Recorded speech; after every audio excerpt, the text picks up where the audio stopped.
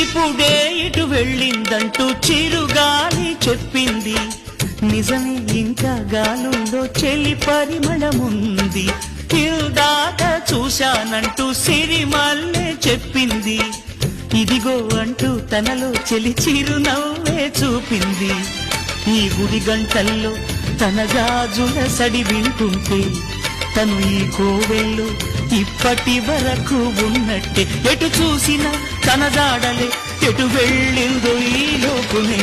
నేలనడిగా, పూలనడిగా, నీలి నింగి చుక్కలనడిగా, ప్రేమించిన చెలియేదని.